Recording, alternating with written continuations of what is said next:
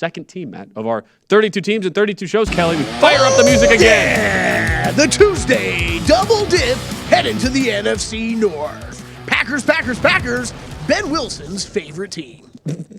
Quite the lead-in. Thought you were going to do the Do you own shares? shares? I do not own any shares. I don't own shares. I'm not an owner. Come on, man. I'm not an owner. Why, Tomchek does. Bigger fan than you are. Bigger, clearly. He's an owner. What can I say? All right, let's talk All Green Bay right. Packers. Matt LaFleur, you know the coach. Joe Barry, defensive coordinator. Now we have Adam Stinovich, who has been promoted from the run game coordinator to be the offensive coordinator here for this Packers squad.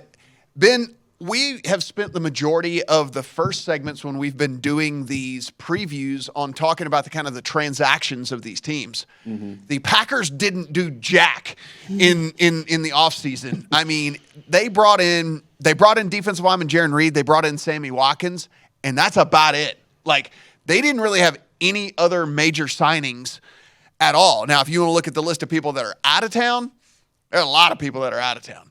So we can take a look at Devontae Adams, Zadarius Smith, Billy Turner, Channon Sullivan, Lucas Patrick, Dennis Kelly, Tyler Lancaster, Oren Burks, Equinemius St. Brown, Marcus Valdez-Scantling, all those guys out of town. But when you talk about guys that are coming in, it's pretty much Reed and Watkins. And yet, ESPN, PFF overall roster previews coming into this year, Packers fifth best overall roster coming in to 2022, largely because of the strength of the defense, which I know we'll break down here. But it's still, I think a lot of that is because of the overall confidence that the front office has in what they've got, especially on the defensive side. And when you have Aaron Rodgers as a quarterback, the wide receiver room is going to be a huge liability this year, but you combine that with a still really solid couple of guys in the running back spot, they pretty clearly feel confident they can still get the job done. They did have a ton of draft picks, and so they utilized that although there were people screaming at the television. But on the draft side of things, I mean, a couple of first-round picks. They didn't take a wide receiver. Everyone was screaming at the television. I'm sure you were probably as well. They take you figure it out after so many years. Like, okay, they're definitely not doing that. So, yeah. Linebacker Quay Walker with their first-round pick. Another first-round pick, Devontae Wyatt, defensive tackle, their first-round pick. They do finally take a wide receiver in the second round, wide receiver Christian Watson. Then with a third-round pick, offensive guard.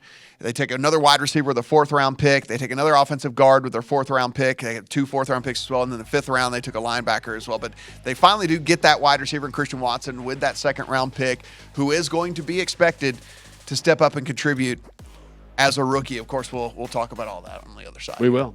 Packers favorites to win the NFC North. We'll discuss what we view the Green Bay Packers to be in 2022. 32 teams and 32 shows rolls on right after this.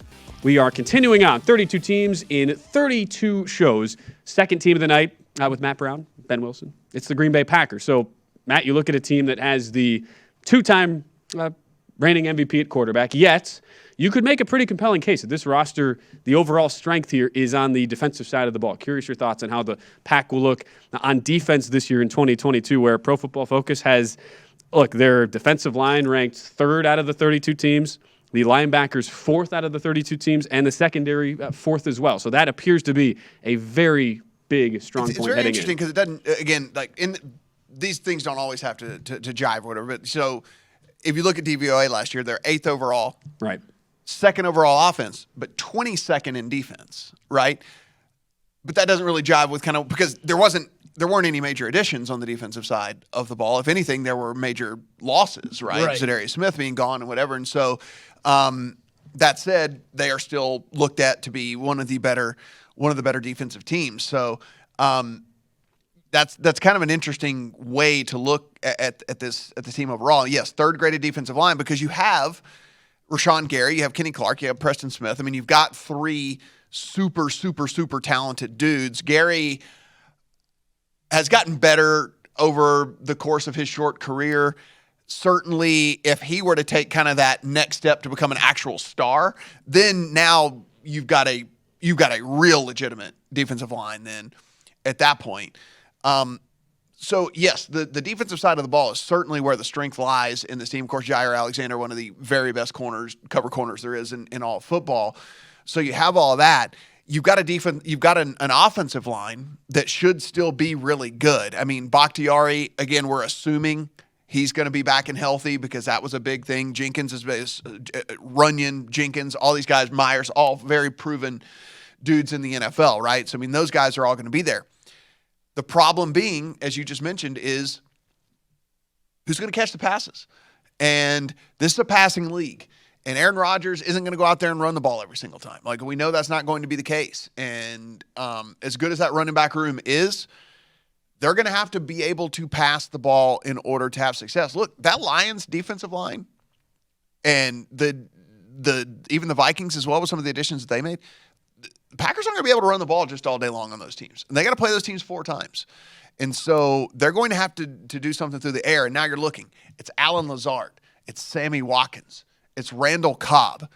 I'm pretty sure all those guys can eat for a discount at 5 o'clock if they go and show their IDs and whatever. And then you've got Christian Watson, who comes in with a ton of high hopes to step in as a rookie and contribute. But, look, we've seen Aaron Rodgers time and time again, and you know as well as anyone, if he doesn't trust a dude, he doesn't throw them the ball. Like, the reason Equanimeous St. Brown and Marquez Valdez-Scantling are out of town is because they were just underutilized. Like, they were never truly a part of that offense because for whatever reason, he didn't like them, And so Christian Watson has a lot of pressure on him because he's going to have to contribute in some way, shape, or form, but he might not get a fair shake, a fair opportunity, because if he goes in there and training camp is running the wrong routes or dropping balls or whatever it might be, I guarantee he's going to get iced out. I mean, like, we've seen Aaron Rodgers do this time and time again. And that's totally fair. I mean, Devontae Adams, his rookie year, you went through most of that season thinking, man, they paid a premium to get this guy. Is he going to pan out? Because you just didn't see it. And even this guy wasn't a typical wide receiver. Like, you go back to Jermichael Finley, who was viewed as this game-changing tight end, new wave tight end receiving threat. And those guys really clashed Rodgers' first year as a starter. So, I mean, you think about, since he's been the established guy, really Randall Cobb's the only rookie wide receiver who I can remember being like, okay, there's an inherent trust there right away. And Cobb was always a much more mature wide receiver than his age. So that's a totally fair point. And you wonder how will that work, play out, at least early on in the season. You would think too, though, from the play calling standpoint, right? And we've had this kind of, I don't know if you view it as a lazy narrative, but there hasn't been a whole lot of credit given to Matt LaFleur for what he's done in his first 2 years. You win 13 games back-to-back seasons because of the fact that he had Aaron Rodgers in a pretty loaded offense. But you think about some of the numbers that Rodgers has shown, where he's thrown the ball away far fewer times now in the last couple of years under LaFleur. His percentage, or I guess his seconds from drop back to releasing the pass, that is certainly shortened up compared to the last year under Mike McCarthy. Clearly, the offensive play calling has at least been in a more optimal position for Rodgers. Now, how will that translate to a lesser receiving core? It's anybody's guess, right? But you have to give LaFleur some credit in the mix of all this, Matt, where he's clearly optimized this offense to, you would think, carry it over, even if it's not going to be a Devontae Adams-led wide receiver core that is going to just carry the day and make things super, super easy. 100%. So it's the LaFleur, even though he's a younger coach, he's like fallen into this whole like Belichick thing where it's like you don't get as much credit as you deserve because people start saying like, well, already had Tom Brady all those years, or whatever. So it's the same to LaFleur. It's like, I mean, it's pretty easy to win games when you got that Rodgers guy or whatever. But I mean, having Aaron Rodgers is certainly a step in the right direction if you're trying to win games. But they were doing it with one receiver essentially. Again, like they've never had a real good, true, solid number two in a long time, and certainly not under LaFleur's watch, right? And like he was still able to navigate this team to win in 13 games last year. And so I thought it was a magnificent job. I thought it was a masterful job. Now I'm down on this team this year. I think this team could really, really struggle. Like it is going to be tough if you have to rely on Allen Lazard and Sammy Watkins and these dudes to. I mean, like Matt, really get it done, it's going to be tough. I mean, just real quick before you dive in, like I think that is, I don't know how you guys feel, but I think the wide receiver situations in Green Bay and Kansas City are one of the most interesting storylines heading into this season, right? Because if you knew it was going to be absolutely fine, Or if you knew it was going to be terrible, you'd have a much better read on both these teams, the Chiefs and the Packers. But I think it's really hard to get a grasp on that until probably week 5, week 6 of the season, until they've actually spent some time playing some games together. So I get, like Matt, to your point, I kind of, I'm a little bit more down on this team this year. Me and you bet the Vikings for like the 5th consecutive year, and I'll probably lose money again. But yeah, it's going to be interesting to see how these wide receivers pan out. It's a good offensive line, but you and I are on the Vikings. Zadarius Smith is now with them. And then you got Tomlinson, and you got Phillips, and you got Hunter, all sitting there on the Vikings defensive line, ready to get after Aaron Rodgers and stuff. And so, as good as that offensive line is for the Packers, you got a really good defensive line against your chief competitor in your own division.